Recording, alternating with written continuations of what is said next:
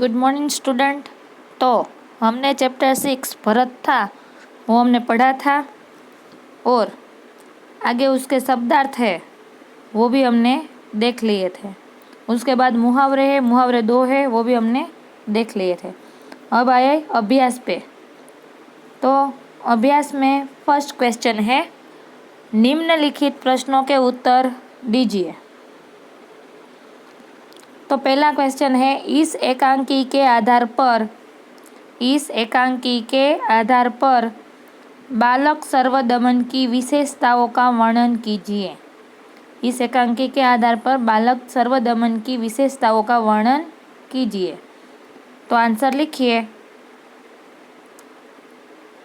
इस एकांकी के आधार पर बालक सर्वदमन तेजस्वी वीर पुरुष लग रहा था। पुत्र सर्वदमन तेजस्वी वीर पुत्र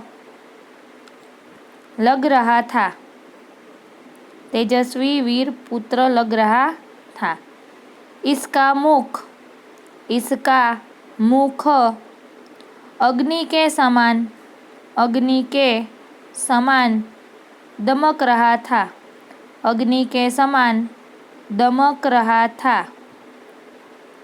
उसके हाथ की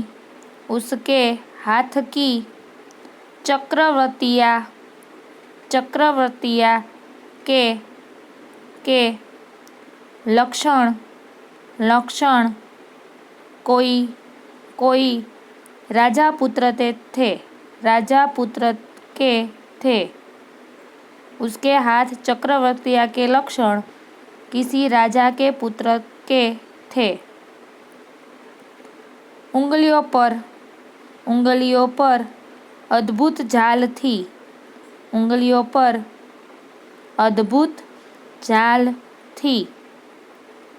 वह तुतले वचन बोलता था। अब दूसरा क्वेश्चन, सर्वदमन के व्यवहारों को देखकर दुष्यंत के मन में कौन कौन से विचार आते थे? तो आंसर लिखिए। सर्वदमन के व्यवहारों को देखकर दुष्यंत के मन में उसको अपनी गोद में खिलाने का मन हो रहा था। उसके साथ खेलने को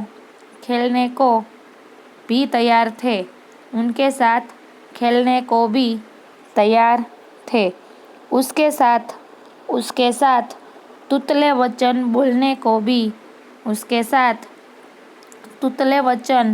बोलने को भी तैयार थे। दूसरा है, इस एकांकी में निम्नलिखित पात्रों में अनिहित मूल्य बताइए। तो इसमें आपको फेयर बुक में नहीं लिखना है, सिर्फ समझना है, तो सिर्फ समझ लीजिए। पहला है पात्र दुष्यंत। तो दुष्यंत थे वो एक राजा थे। उसने एक अप्सरा के साथ शादी की थी और उसके बाद वो अप्सरा थी वो गर्भवती बनी थी, लेकिन राजा उसको छोड़कर चले गए थे। जब वो ऋषि मुनि उसके पुत्र का जन्म हुआ सर्वदमन का, तो कश्यप ऋषि थे, उसने उसका नामकरण किया और उसके हाथ में एक अविभाजित नाम का दोरा धागा बांधा।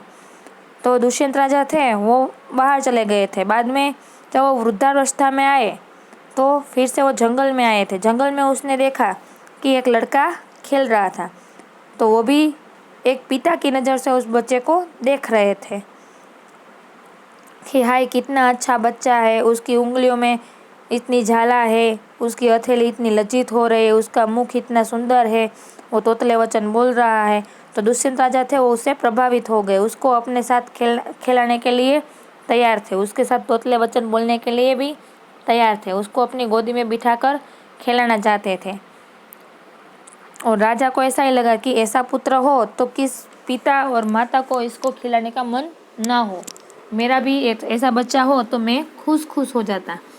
तो ऐसा दुष्यंत राजा के मन में होता है। और लास्ट में जब पता चलता है स्टोरी के एंड में कि ये उसका ही पुत्र था। दूसरा है पात्र सर्वदमन। तो सर्वदमन था वो एक अच्छा वीर पुरुष का पुत्र था और उसकी जो उंगलियों की रेखा थी वो चक्रवर्ती थी, मतलब कि कोई राजा के बेटे की होती है वैसी थी। उसकी उंगलियों में झाल रची थी। उसका मुख था वो भी एक प्रभावित जो सूर्य का पुत्र होता है वैसा चमक रहा था, दमक रहा था। सर्वदमन था वो शेरनी के बच्चे को लेकर उसके साथ खेल रहा था, उसको परेशान कर रहा था, उसको अपने साथ रखा था।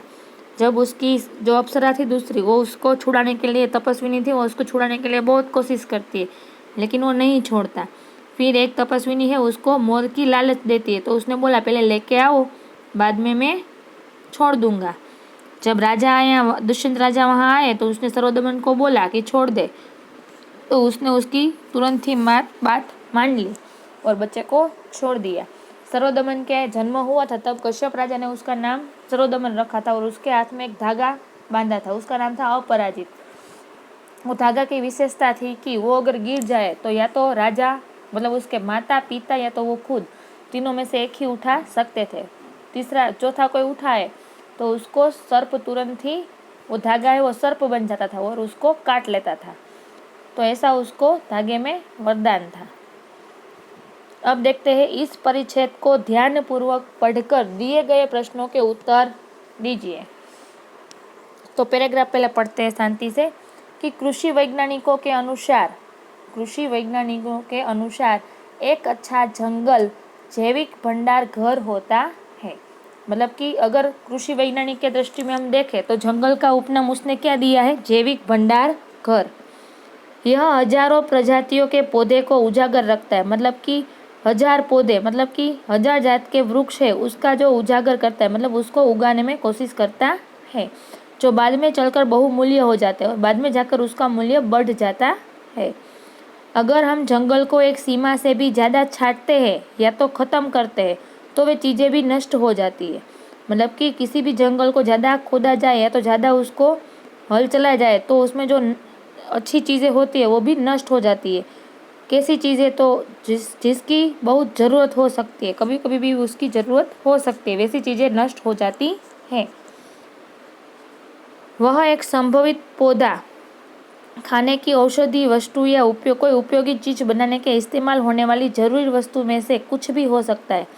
मतलब कि जो नष्ट होने वाली औषधि है, औषधि हो सकती है, कोई पौधा हो सकता है, कोई वनस्पति हो सकती है, कोई खाने की चीज़ हो सकती है, या तो कोई भी उपयोगी जो इस्तेमाल होने वाली चीज़ है वो सब नष्ट हो जाती है। तो उसमें हमें पहला क्वेश्चन दिया है कि एक अच्छा जंगल क्या कहलाता है, एक अच्छा जंगल क्या कहलाता है। तो आंसर लिखिए, एक अच्छा जंगल वैज्ञानिकों के अनुसार इन्वर्टेड कोमा जैविक भंडार घर इन्वर्टेड कोमा पूरा जैविक भंडार घर इन्वर्टेड कोमा पूरा कहलाता है। एक अच्छा जंगल वैज्ञानिकों के अनुसार जैविक भंडार घर कहलाता है। दूसरा क्वेश्चन देखते हैं, जंगल को ज़्यादा छाटने या ख़त्म करने से क्या नुकसान होता है। तो आंसर लिखिए, आंसर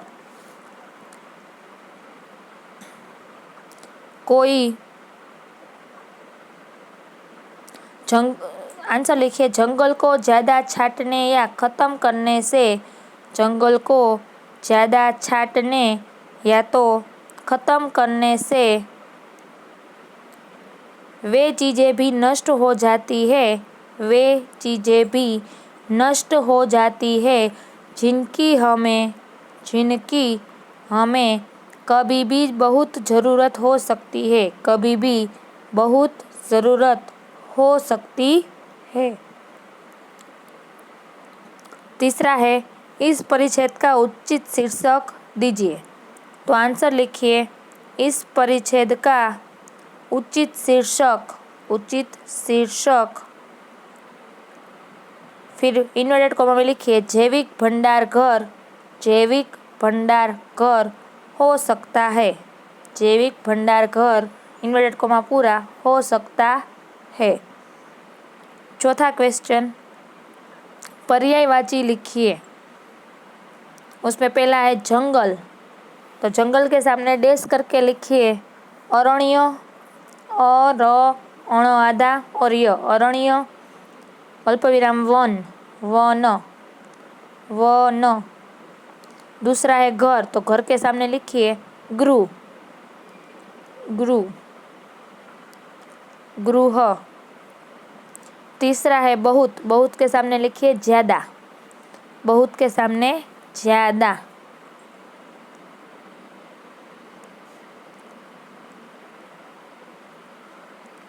पांचवा क्वेश्चन है, इस परिच्छेद के आधारित 2 सवाल बनाइए, इस परिच्छेद के आधारित 2 सवाल बनाइए। तो पहला सवाल लिखिए आंसर करके, पहला क्वेश्चन, औषधीय, औषधीय कहाँ मिलती है, औषधीय कहाँ मिलती है। दूसरा क्वेश्चन, जैविक भंडार घर किसे कहते हैं, जैविक भंडार घर किसे कहते हैं। अब है क्वेश्चन नंबर 4, आपको कौन सा टीवी प्रोग्राम अच्छा लगता है, क्यों, 10-15 वाक्यों में वर्णन कीजिए। तो ये आपको अपने आप लिखना है कि आप कौन सा टीवी प्रोग्राम आप देखते हैं, क्यों देखते हैं, क्यों आपको अच्छा लगता है, उसके बारे में 10 लाइन लिखनी है। दूसरा क्वेश्चन है, कक्षा में पढ़ाई कर रहे हो और धरतीकंप आ जाए तो आप क्या करेंगे।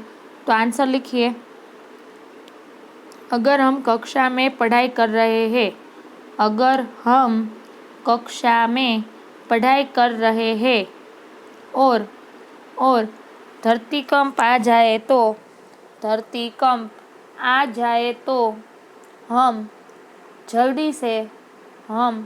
जल्दी से ज़मीन पर आ जाएंगे, ज़मीन पर आ जाएंगे। अब स्वाध्याय देखते हैं।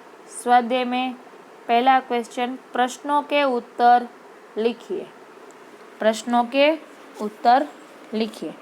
फर्स्ट क्वेश्चन है, ऋषियों ने बालक का नाम सर्वदमन क्यों रखा, ऋषियों ने बालक का नाम सर्वदमन क्यों रखा।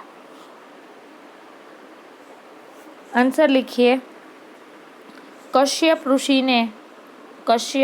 ने बालक का नाम सर्वदमन रखा, क्योंकि उसको हाथ में पहनने का एक धागा दिया गया था, उसको हाथ में पहनने का एक धागा दिया गया था। वह धागा उसकी हमेशा रक्षा करता है, वह धागा हमेशा उसकी रक्षा करता है। अगर वे धागा कहीं गिर जाए तो उसको उठाने के लिए या तो बालक सर्वदमन अल्पविराम, या तो उसकी माता अल्पविराम, या तो उसके पिता ही उठा सकते हैं, या तो उसके पिता ही उठा सकते हैं। इसीलिए उस बालक का नामकरण सर्वदमन रखा गया था। दूसरा क्वेश्चन, दुष्यंत बालक के प्रति क्यों आकृष्ट हो रहे थे? दुष्यंत बालक के प्रति क्यों आकृष्ट हो रहे थे? तो आंसर लिखिए, दुष्यंत को वे बालक आकर्षित कर रहा था। दुष्यंत को वे बालक आकर्षित कर रहा था। दुष्यंत को वो बालक को देखकर अपने बालक का एहसास होने लगा था। अपने बालक का एहसास होने लगा था। दुष्यंत बालक का मुख उसकी हाथ की रेखा है और उसके साहस को देखकर उससे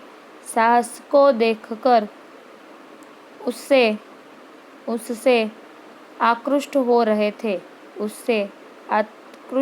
रहे थे। तीसरा, दुष्यंत ने पुरुवंशीय जीवन की कौन सी 2 रीतियां बताई है? दुष्यंत ने पुरुवंशीय जीवन की कौन सी 2 रीतियां बताई है?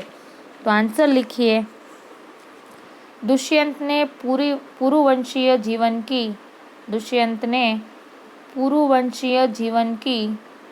2 रीतियां बताई है। फर्स्ट, युवावस्था में वे महलों में रहकर पृथ्वी की रक्षा और पालन करते हैं। दूसरा लिखिए, वृद्धावस्था में वन में जाकर जितेंद्रिय तपस्वियों के आश्रम में कुटीर बनाकर रहते हैं।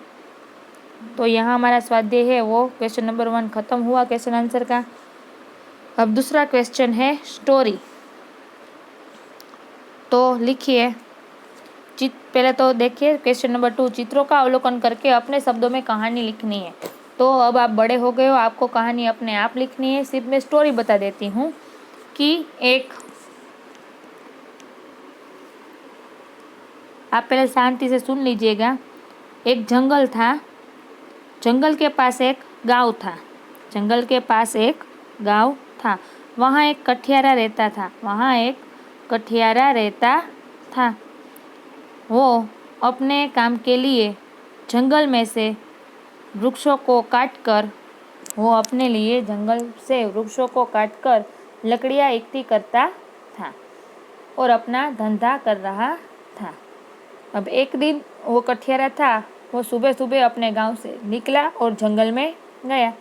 जंगल में जाकर उसको जितनी लकड़ियाँ चाहिए थी वैसा उसने वृक्ष देखा और वहाँ पास जाकर उसने अपनी हथेली से वृक्ष को काटना शुरू किया। जब वो वृक्ष काट रहा था तो अचानक वृक्ष के नीचे एक नदी थी। तो कुल्हाड़ियाँ हाथ से गिर गई और नदी में जाकर गिर गई।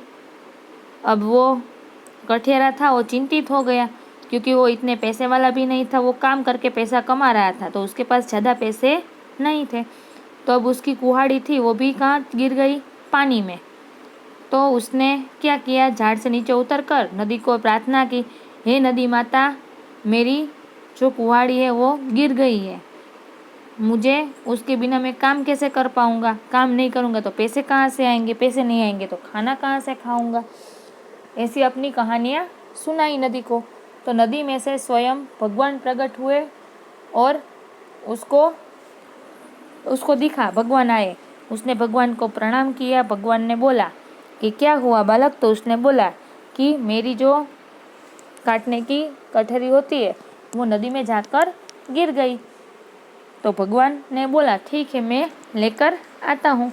भगवान फिर से पानी में चले गए, फिर बाहर आए तो वो जो कटोरी थी वो कौन सी लेके आए? सोने की लेके आए। अब सोने की वो लेके आए तो ब्राह्मण ने बोला नहीं नहीं भगवान, ये मेरी नहीं है, मेरी तो अच्छी मतलब मेरी लकड़ी थी, ये मेरी नहीं है। भगवान ने बोला ठीक है। भगवान फिर से पानी में चले गए, फिर से बाहर आए, फिर से वो रूपा मतलब चांदी की लेकर आए हथेली। जो कुहाड़ी थी वो कौन सी लेके आए? चांदी की। तो चांदी की उसको बताई, तो फिर से वो कठियारा था, उसने बोला नहीं नहीं भगवान, ये मेरी नहीं है, मेरी तो लकड़े की थी। भगवान फिर से पानी में जाते हैं और तीनों जो कुहाड़ी थी वो लेके आते हैं, सोने की, चांदी की और लकड़े की। तो युवक था वो उसको देखकर खुश हो जाता है, क्योंकि उसकी लकड़ी की कुहाड़ी थी वो उसको मिल गई। तो भगवान को बोलता है हाँ भगवान यही मेरी है। लेकिन भगवान ने उसको बोला कि तूने सच बोला, तूने तेरी थी वही तूने मांगा, सोने की या चांदी की देखकर तुझे अभिमान नहीं आया, मतलब लालच नहीं आई, तो ये तीनों जो है वो तू रख अपने पास। तो भगवान ने उसको आशीर्वाद रूप में वो तीनों थी वो दे दी, और वो युवक था वो खुश हो गया और फिर से अपने काम में जुट गया। आप अपने आप भी लिख सकते हो। अब है भाषा सज्जता, उसमें हम सीख गए हैं विशेषण। तो निम्नलिखित वाक्यों को पढ़िए और उनमें प्रयुक्त गाढ़े शब्दों को ध्यान दीजिए। तो पहला है सूरत ऐतिहासिक नगर है। दूसरा है परिश्रमी छात्र कभी असफल नहीं होता। तीसरा, हमने बाजार से 2 लीटर दूध खरीदा। छात्रालय में 20 छात्र हैं, वे लड़के खेल रहे हैं। तो उपयुक्त वाक्यों में ऐतिहासिक, परिश्रमी, 2 लीटर, 20 आदि शब्द गुण, संख्या, मात्रा या तो परिमाण बताते हैं। ये सभी गाढ़े शब्द किसी न किसी रूप में वाक्य में प्रयुक्त संज्ञा या सर्वनाम है उसमें विशेषता बताते हैं। तो जो शब्द संज्ञा या सर्वनाम की विशेषता बताते हैं, जैसे कि गुण की हो, संख्या की हो, मात्रा की हो या परिमाण की हो, बताते हैं, उसे हम विशेषण कहते हैं। तो आप विशेषण तथा उसके प्रकार पढ़ चुके हैं। निम्नलिखित वाक्यों में से विशेषण पहचान कर उनके प्रकार लिखिए। तो पहला है ओम चतुर लड़का है। ओम चतुर लड़का है, तो इसमें विशेषण कौन सा हुआ? चतुर। ये कौन सा विशेषण है? गुण विशेषण। कौन सा है? गुण, क्योंकि वो लड़के का गुण दिखा रहा है कि लड़का है वो कैसा है? चतुर। तो गुण आएगा चतुर और विशेषण आएगा विशेषण आएगा चतुर और गुण आएगा प्रकार आएगा गुण विशेषण। दूसरा है श्याम 20 किलो आटा लाया। तो 20 है वो संख्या है, बराबर। तो इसमें संख्या विशेषण आएगा। सानिया बाजार से थोड़ी चीनी लाई। थोड़ी मतलब मात्रा, थोड़ी ज़्यादा वो मात्रा में आता है।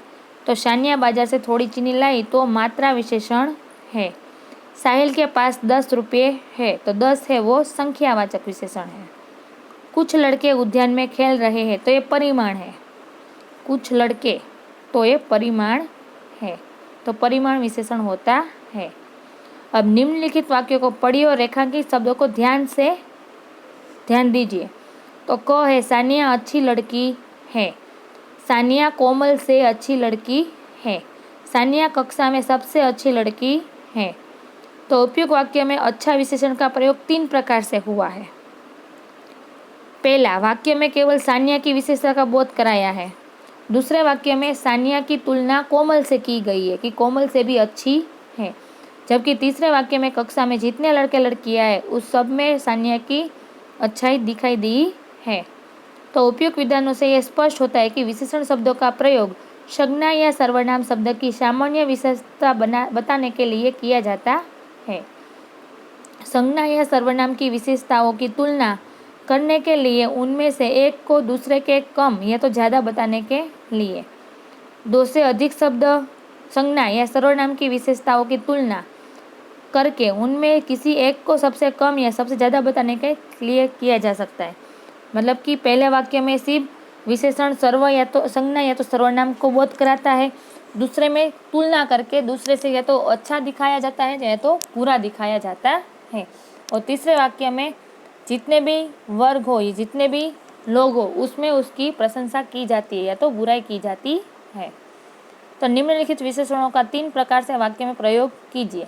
जैसे एक है सुंदर, वो मैं आपको बता देती हूँ। सुंदर, तो हम यहाँ ऐसे लिख सकते हैं कि सानिया सुंदर लड़की है। सानिया सुंदर लड़की है। सानिया कोमल से भी सुंदर लड़की है। सानिया कोमल से भी सुंदर लड़की है। तीसरा वाक्य, सानिया नहीं, सुंदर, हाँ। सानिया कक्षा में सबसे सुंदर लड़की है। सानिया कक्षा में सबसे सुंदर लड़की है। तो वैसे आपको बड़ा, मेहनती और चालाका बनाना है वाक्य अपनी फेसबुक में। नहीं आता तो आप लेक्चर ख़त्म होने के बाद उसमें पूछ लेना, तो मैं बता दूंगी। अब नया पॉइंट है ग्रामर में लिंग परिवर्तन। निम्नलिखित शब्द पढ़िए और समझिए। सूत तो सूता, प्रिय तो प्रिया, लिंग परिवर्तन करना है। आचार्य तो आचार्या, भौदीय तो भौदीया, छात्र तो छात्रा, शिष्य तो शिष्या। तो इस प्रकार पुल्लिंग शब्दों के अंत में आ प्रत्यय जोड़ने से वो स्त्रीलिंग हो जाता है।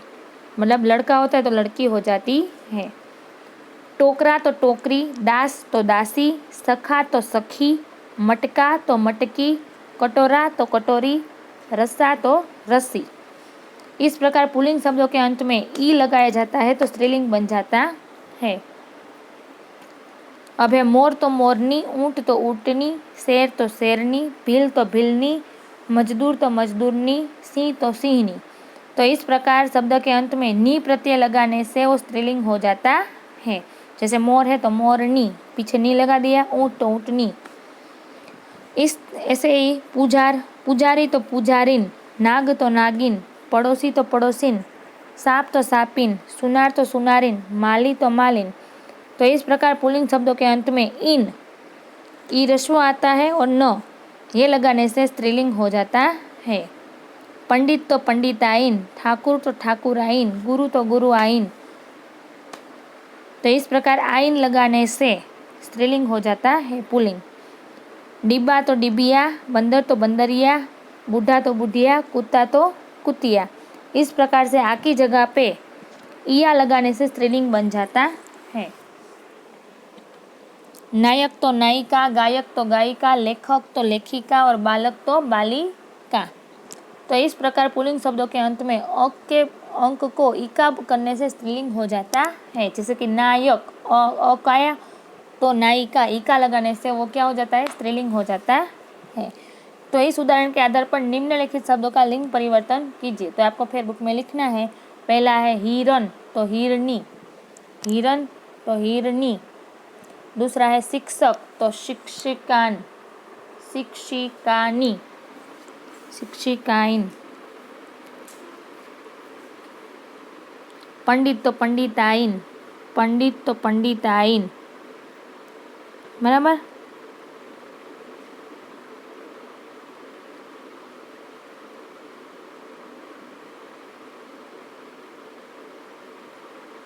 तो यहाँ हमारा ये चैप्टर 6 है वो ख़त्म होता है। देखते हैं चैप्टर 7 है, उसमें है सोच अपनी अपनी। मतलब कि सबकी सोच कैसी होती है, अपनी अपनी अलग अलग होती है। तो किसी विषय के पक्ष और विपक्ष में तर्क वितर्क सहित अपने विचारों की अभिव्यक्ति ही वाद विवाद है। मतलब कि कोई भी सब्जेक्ट हो उसमें पक्ष और विपक्ष होता है। मतलब कोई उसकी पॉजिटिव देखता है, कोई उसकी नेगेटिव देखता है, और इसके ऊपर से ही वाद विवाद चालू होता है। मतलब कि झगड़ा चालू होता है। वाद विवाद मौखिक भावा अभिव्यक्ति का अत्यंत प्रभावशाली का महत्वपूर्ण रूप है। मतलब वाद विवाद से या तो मौखिक अभिव्यक्ति होती है, भाव अभिव्यक्ति, उसे ही महत्वपूर्ण किया जाता है। वाद विवाद में कोई एक विषय निर्धारित कर लिया जाता है। मतलब कोई एक सब्जेक्ट लिया जाता है। जैसे कि टेलीविज़न के लाभ और हानि, तो दो जूथ पड़ गए, तो ये जूथ है पहला जूथ, वो उसके टीवी के लाभ के बारे में बोलेगा। दूसरा जूथ है वो टीवी के हानि के बारे में बोलेगा। तो वैसे कोई एक विषय है वो निर्धारित किया जा सकता है। कुछ विद्यार्थी उस विषय के पक्ष में तथा कुछ विद्यार्थी विपक्ष में अपने अपने तर्क इकट्ठे करके कार्यक्रम के दिन श्रोताओं के सामने प्रस्तुत करते हैं। मतलब कि सुनने वाले लोग होते हैं उसके सामने वो तर्क रखते हैं अपना अपना। एक वक्ता पक्ष में अपने विचार रखता है तो दूसरा वक्ता विपक्ष में, एक पक्ष में से बोलता है तो एक उसके विपक्ष में बोलता है। इस प्रकार वक्ताओं को अपनी बात की पुष्टि तथा विपक्षी के कथन के खंडन अवसर मिलता है। तो नीचे दिए गए चित्रों को ध्यान से देखिए, फिर उन पर आधारित प्रश्नों के कक्षा में वाद विवाद करवाइए। अब पहला है वो एक गांव का चित्र है, दूसरा है वो रोड के पास का चित्र है। तो दोनों चित्रों में क्या अंतर है? तो एक गांव का चित्र है, एक सिटी का चित्र है, मतलब कि शहर का चित्र है। गांव तथा नगर में जीवन में क्या क्या अंतर है और तुम्हें कौन सा रुचिकर लगता है, क्यों? तो गांव का जीवन है वो साधारण होता है कि वो लोग सुबह उठते हैं, जैसे कि नदी के पास देख रहे हो कि कुंभार है वो अपना માટला गढ़ रहा है, वहाँ पे भीनी माटी से एक स्त्री कपड़ा धो रही है, एक जो बेड़ा लेकर जा रही है, एक नहा रहा है। गामड़े में कच्चे घर होते हैं, जबकि नगर है तो नगर में फुटपाथ होता है, उसमें से सारे वाहन है वो वाहन रोड है, वहाँ से सारे वाहन है वो पसार होते हैं। लोग फुटपाथ पे खड़े रहते हैं बस की राह देखने के लिए। वहाँ ऊंची ऊंची बिल्डिंगें होती है और पक्की इमारतें होती हैं। तो मुझे कौन सा रुचिकर लगता है? तो मुझे गांव अच्छा लगता है, क्योंकि वहाँ जो जीवन होता है उसमें शुद्ध हवा मिलती है, वहाँ प्रदूषण नहीं होता बहुत ज़्यादा, तो वहाँ अच्छा लगता है। क्या तालाब का जल पीने के लिए योग्य है? यदि नहीं तो क्यों? तो तालाब का जल पीने के लिए योग्य होता है जबकि वहाँ कोई कचरा न गिरा हो पानी में, या तो कोई कपड़ा धोने का काम है कि वैसा काम ना किया जाए, तो गांव का जो तालाब का पानी है वो आप पी सकते हो। लेकिन अगर वो गंदा पानी है तो आप पी नहीं सकते। क्यों? क्योंकि वो गंदा पानी पीकर हम बीमार पड़ सकते हैं। अब नीचे दिए मुद्दों के आधार पर विज्ञान, वरदान या अभिशाप, इस विषय के एक पक्ष में अपने विचार कारण सहित प्रस्तुत कीजिए। तो इसका हम ऐसे लिखेंगे, वो हम लास्ट में लिखेंगे, आप याद रखना कि हमें ऐसे लिखना है, विज्ञान, वरदान या अभिशाप। तो उसमें हम बात कर सकते हैं, जैसे पॉइंट हमको दिए हैं कि प्रदूषण के बारे में बोल सकते हैं, बिजली के बारे में बोल सकते हैं, अंतरिक्ष की खोज है, डॉक्टरी सुविधा है, दूरभाष है, कंप्यूटर है, परमाणु बम है, पिस्तौल है, यातायात है, ग्लोबल वार्मिंग है। तो इसके बारे में बोलकर हम उसकी सोच रजू कर सकते हैं। तो कौन शक्तिशाली है, कलम या तलवार? अपने विचार के कारण सहित बताइए।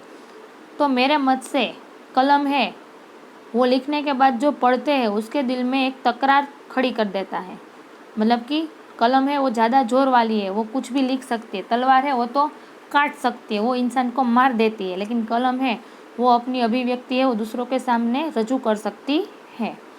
दी गई सामग्री पढ़िए और उसके आधार पर प्रश्नों के उत्तर दीजिए। तो देखते हैं कि बहुत दूर जन्म ले रहा है धरती जैसा ग्रह। आप सबको बताएं कि अंतरिक्ष की नई खोज है, उसमें हमारे पृथ्वी का ग्रह है उससे थोड़ी दूर एक दूसरा ग्रह जन्म ले रहा है, वो धरती की जैसा ही है। नासा की दूरबीन ने दिखाई पृथ्वी ने जन्म जैसी तस्वीरें। 424 प्रकाश वर्ष दूर है नया ग्रह। कितना दूर है? 424 प्रकाश वर्ष।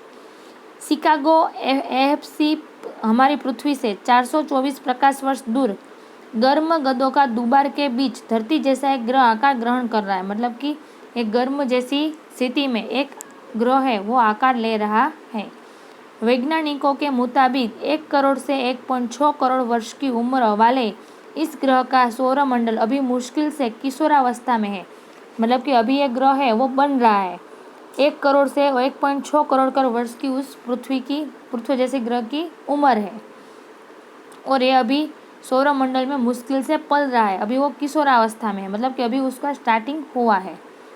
लेकिन जॉन हॉपकिंस यूनिवर्सिटी की एप्लाइड फिजिक्स प्रयोगशाला के मुखिया कैरी सीसे, वो वैज्ञानिक है, कैरी सीसे के मुताबिक यह पृथ्वी जैसे ग्रह के जन्म लेने की बिल्कुल सही अवस्था है, मतलब कि अभी वो पृथ्वी जन्म ले लिया है, उसकी पूरी अवस्था हो गई है। इस सौरमंडल के 2 तारे में से एक के इर्द गिर्द धूल की गहरी रिंग बनी गई है, मतलब कि 2 तारों से उसका एक वो बना हुआ है, और एक जो इर्द है उसके पास की रिंग उसमें धूल जमी हुई है। वैज्ञानिकों के मुताबिक यह रिंग सौरमंडल के बसने योग्य क्षेत्र में जमा हो रही है, मतलब कि जहाँ हमारा पृथ्वी जैसा ग्रह रहने के लिए बनाया जा सके वहाँ बनने के लिए वो योग्य हो रही है। और एक दिन इस जगह पर धरती जैसा मिट्टी पत्थर से बना ग्रह जन्म लेगा, मतलब कि यहीं इसी जगह पे हमारे जो पृथ्वी का ग्रह है वो पत्थर और मिट्टी से बना है, वैसा ही ग्रह यहाँ जन्म लेने वाला है, जिसमें पानी भी मौजूद होगा, मतलब उसमें पानी भी है। सीसे कहते हैं कि सूर्य जैसे तारे के चारों ओर धूल की ऐसी पट्टिया का जन्म लेता बहुत दुर्लभ घटना है और इसके बाहर की ओर बर्फीली बेल्ट से यह संभावना बनती है कि एक दिन इस ग्रह में पानी भी मौजूद होगा। मतलब कि हम देख सकते हैं तो सूर्य का जो प्रकाश है वो भी वहाँ आ सकता है और बर्फीला ब्लस्ट उसके आसपास दिख रहा है, उससे वहाँ अंदर पानी है, उसकी भी संभावना पूरी है कि एक दिन इस ग्रह में पानी भी मौजूद होगा। मतलब इस ग्रह में पानी भी मिलेगा हमको। उन्होंने कहा है कि ग्रह का रूप ले रही धूल उनकी पदार्थों से बनी है जिनमें हमारी पृथ्वी के क्रस्ट व कोर का निर्माण हुआ है। मतलब कि हमारे पृथ्वी का ग्रह जैसा है पदार्थों से मिली हुई है वैसे ही पदार्थों से ये ग्रह बन रहा है। सीसे के अनुसार इस बात से भी इनकार नहीं किया जा सकता है कि एक दिन वहाँ धरती जैसा जीवन भी बनेगा। मतलब कि जैसे हम धरती पर रह रहे हैं वैसे वहाँ पे भी एक दिन हम रहने जा सकेंगे। उन्होंने कहा है कि यह धरती के जन्म की घटना को दोबारा देखने जैसा अनुभव है। मतलब कि धरती कैसे बनी है वो हम इस तरह देख सकते हैं। इस दुर्लभ ब्रह्मांडीय घटना की तस्वीरें नासा के स्पिट्ज़र स्पेस टेलीस्कोप ने उतारी है।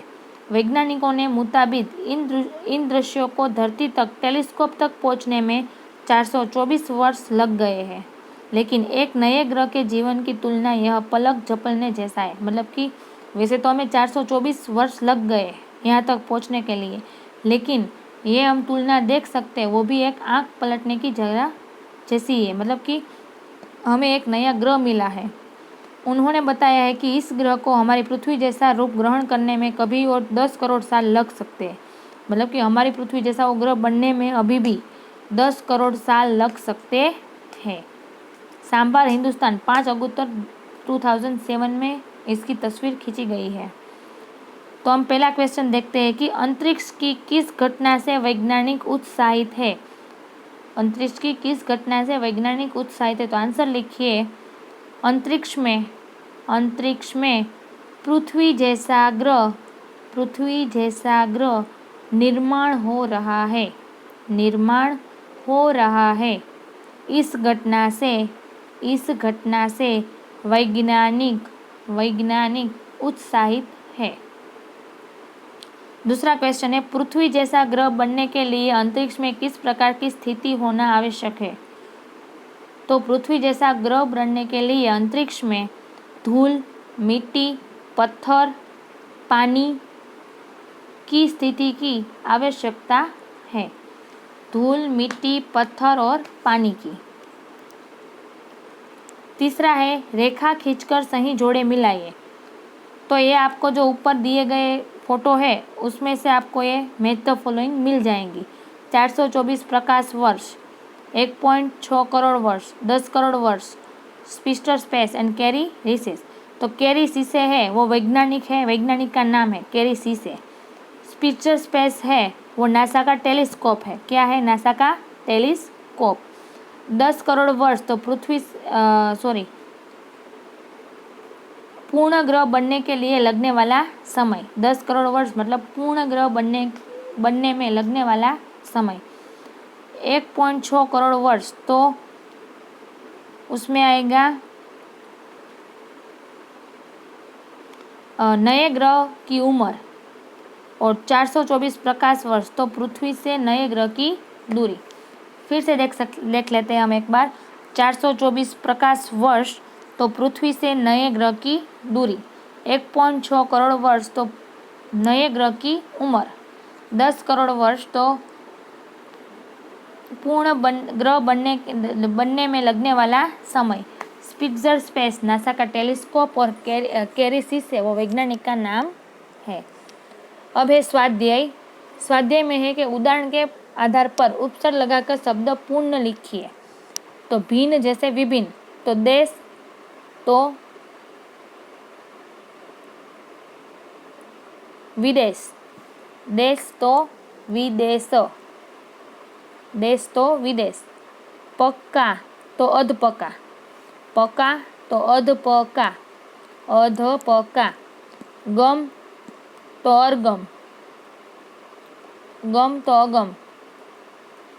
योग तो प्रयोग, योग तो प्रयोग, योग तो प्रयोग। जीव तो अजीव, जीव तो अजीव,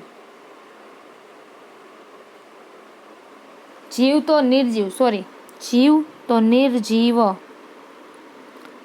बल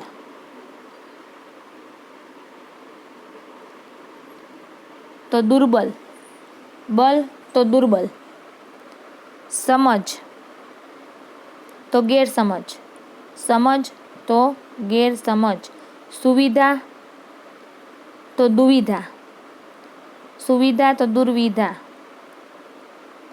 वांछित तो अवांछित, वांछित तो अवांछित। उदाहरण के आधार पर प्रत्यय लगाकर शब्द पूर्ण लिखिए। जैसे कि नियत प्लस इत तो नियमित, बराबर। तो आपको आए तो आप करना, वरना हम नेक्स्ट लेक्चर में मैं आपको सिखा दूंगी। हम क्वेश्चन नंबर 2 से सीखेंगे नए लेक्चर में। Thank you.